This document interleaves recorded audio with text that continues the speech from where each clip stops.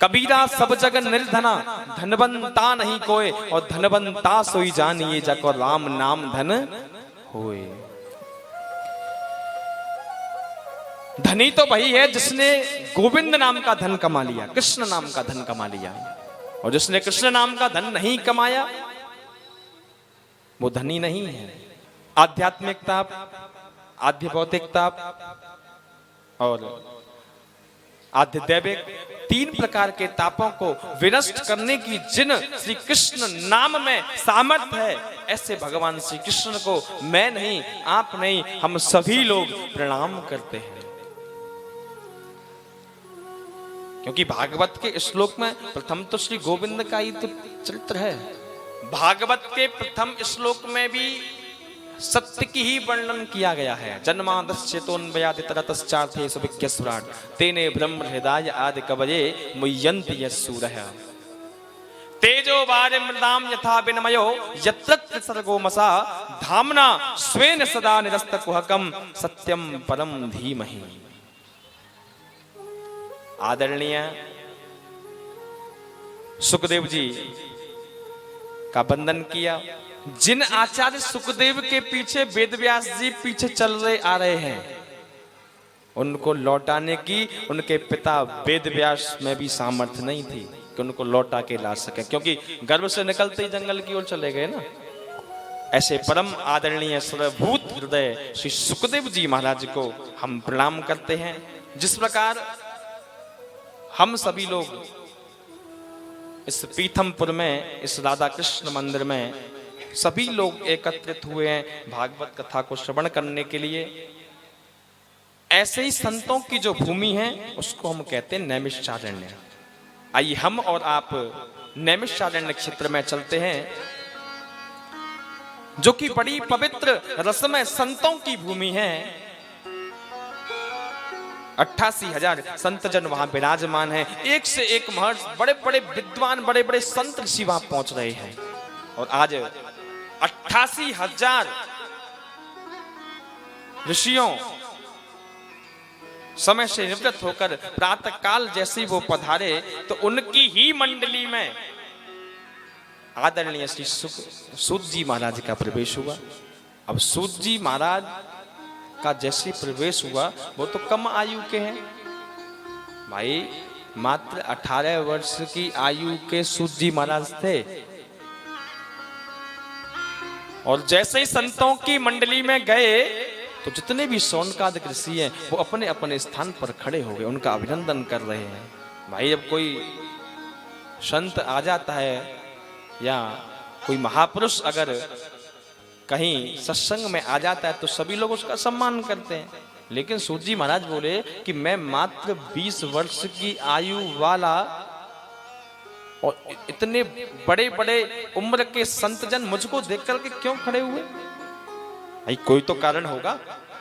सूत जी महाराज जी ने प्रश्न किया कि महाराज आप लोग मुझे देख करके खड़े क्यों हुए? तो उन्होंने बड़ी सुंदर बात कही, वो आप सभी सुनेंगे। सूत जी कहते हैं, ऋषि कहते हैं कि शास्त्र कहते हैं कि सूत जी आप उम्र में तो छोटे हैं, लेकिन जो शास्त्र कहता है धन वृद्धा बल वृद्धा आयु वृद्धा ते सर्वे ज्ञान वृद्धा किंकरा शिष्य किंकरा। कोई धन में बड़ा होता है तो अपने आप को सबसे बड़ा समझता है कि नहीं? धनवान व्यक्ति हो तो अपने मिडिल क्लास लोगों को, छोटे लोगों को वो कुछ भी नहीं समझता है, क्योंकि वो धनी है। यही तो बात है, और तो कोई बात उसमें विशेष है नहीं, कोई उसकी और तो कोई विशेषता है नहीं। एक बल में बड़ा होता है। अगर कोई बढ़िया जो है शरीर जिसने बना रखा हो तो बड़ी चौड़ी छाती करके चलता है, हैं? चले क्या ना, वो 2-4 दिन जिम का कर ली, क्यों अपने आप में बॉडी बिल्डर समझे हैं। क्या बोलेंगे जय श्री? तो वो अपने आप को सबसे बड़ा समझता है, बलवृद्धा। और एक कोई बुजुर्ग जिसकी 100 से ऊपर अगर उम्र निकल जाती है, तो 100 से ऊपर अगर निकल जाते आयुवान व्यक्ति हो तो वो अपने आप को सबसे बड़ा समझता है, हैं? भाई मैं आयु में बड़ा हूं, कोई धन में बड़ा है, कोई बल में बड़ा है, कोई आयु में बड़ा है। लेकिन सूत जी जो ते सर्वे पे ज्ञान वृद्धा किंकरा शिष्य किंकरा, सूत जी महाराज, आप ज्ञानियों में परम श्रेष्ठ हैं,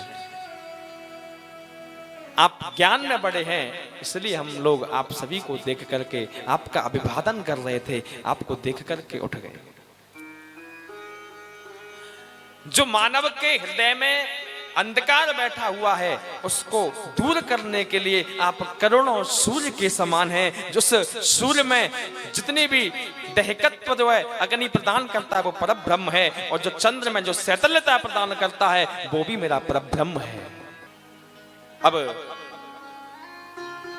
ऋषियों ने सूत जी महाराज से केवल एक प्रश्न किया कि हे सूत जी महाराज, हम आपसे प्रश्न करते हैं कि कृष्णम प्राप्ति करम शासत्व साधनम तद्वदा धुना। संसार के लोगों की कष्ट की निवृत्ति हो जाए और गोविंद की प्राप्ति हो जाए, ऐसा कोई सार हो तो आप कृपया करके मुझे अवगत कराएं, मुझे सुनाएं। बड़ा सुंदर प्रश्न किया। कभी भी ध्यान रखो, महात्माओं के पास, संतों के पास या विद्वानों के पास अगर आप कभी जाते हैं तो उनसे कभी व्यर्थ के प्रश्न ना करें। आजकल के कलयुगी वक्त तो बहुत अलग है ना। तो महाराज मेरे बहू के बेटा होगा कहना है, महाराज मैं कब करोड़ों की संपत्ति का मालिक बनूंगा, करते हैं कि नहीं? महाराज उसका तो ऐसे चल रहा है और मेरा कुछ भी नहीं चल रहा है, कैसा कोई दोष है क्या, ग्रह है कोई खराब है क्या है? केवल सांसारिक ही प्रश्न करेगा, ये नहीं कहेगा कि हे भगवान, अगर संत भगवान, हे सूत जी महाराज कोई ऐसा प्रश्न बताओ कि जिससे मेरे गोविंद की प्राप्ति हो जाए, कृष्ण की प्राप्ति हो जाए, ये नहीं पूछेगा, क्योंकि उसके पाप उसको पूछने नहीं देंगे, पूछने देंगे। तभी तो कहते हैं कि करोड़ों सूर्य के समान हो अज्ञान रूपी अंधकार जो आपके हृदय में बैठा हुआ है। तो सूत जी महाराज कोई ऐसी कथा हमें श्रवण कराएं जिससे हमारे पापों की मुक्ति हो जाए और हमारा कल्याण हो जाए। संतों का क्षण और अन्न का कण कभी जीवन में बर्बाद नहीं करना चाहिए। लोग अपने जीवनों को जीते हैं, अपने अपने अनुसार जीते हैं, लेकिन भगवान के चिंतन के अनुसार वो जीवन जी लिया जाता है। तो मेरे प्यारे, कभी कोई संकट आपके जीवन में प्रवेश नहीं कर सकता है।